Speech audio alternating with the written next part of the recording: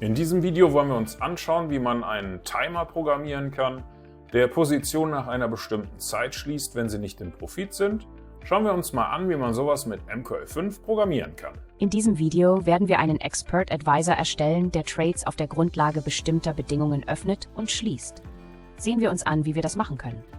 Wir starten Meta-Editor, indem wir auf das kleine Symbol klicken oder F4 drücken. Zunächst importieren wir die Datei TradeMQA, die die notwendigen Funktionen für die Handelsoperationen enthält. Anschließend erstellen wir eine Instanz der Klasse cTrade mit dem Namen Trade. In der Funktion OnTick, die bei jedem Tick aufgerufen wird, erhalten wir zunächst die aktuellen Ask- und Bid-Preise. Diese Preise werden auf die für das Symbol angegebene Anzahl von Ziffern normalisiert.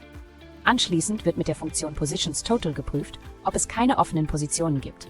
Wenn keine offenen Positionen vorhanden sind, eröffnen wir zwei Testpositionen. Wir eröffnen eine Kaufposition mit 0,10 Lots, 10 Microlots, zum Ask-Preis und setzen den Stop-Loss 1000 Punkte unter dem Ask-Preis und den Take-Profit 150 Punkte über dem Ask-Preis.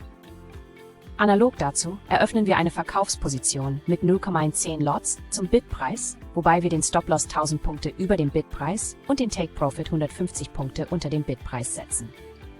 Nachdem wir die Positionen eröffnet haben, rufen wir die Funktion CheckCloseTimer auf, um die offenen Positionen zu verwalten. In der Funktion CheckCloseTimer durchlaufen wir alle offenen Positionen in umgekehrter Reihenfolge.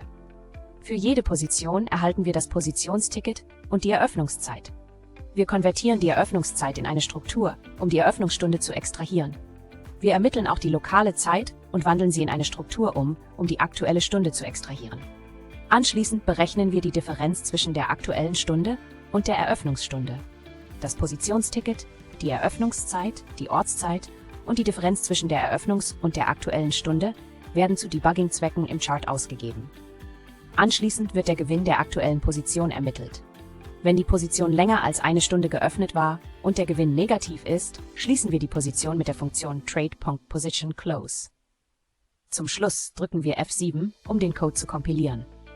Wenn Ihnen das zu schnell ging oder Sie nicht verstehen, was der ganze Code macht, sollten Sie sich den Premium-Kurs auf unserer Website ansehen oder zuerst eines der Grundlagenvideos. Wenn die Kompilierung erfolgreich war, kehren wir zu MetaTrader zurück, indem wir F4 drücken oder auf das Symbol klicken. Zurück im MetaTrader drücken wir STRG und R, um den Strategietester zu starten, wählen den soeben erstellten Expert Advisor aus, aktivieren den visuellen Modus und starten einen Strategietest. Nun sollte der Expert Advisor auf dem Chart zu sehen sein. Wenn Sie bereits Mitglied im Premium-Kurs sind und eine Idee für ein Video wie dieses haben, können Sie uns eine E-Mail schicken. In diesem Video haben wir gelernt, wie man einen Expert Advisor erstellt, der mit ein paar Zeilen MQL-Code-Trades auf der Grundlage bestimmter Bedingungen öffnet und schließt. Vielen Dank fürs Anschauen und wir sehen uns im nächsten Video. Okay, ich hoffe, das hat gut funktioniert und Sie sehen jetzt den Expert Advisor auf Ihrem Chart. Wenn das zu schnell war, dann ist vielleicht der Premium-Kurs für Sie interessant. Den finden Sie auf unserer Webseite.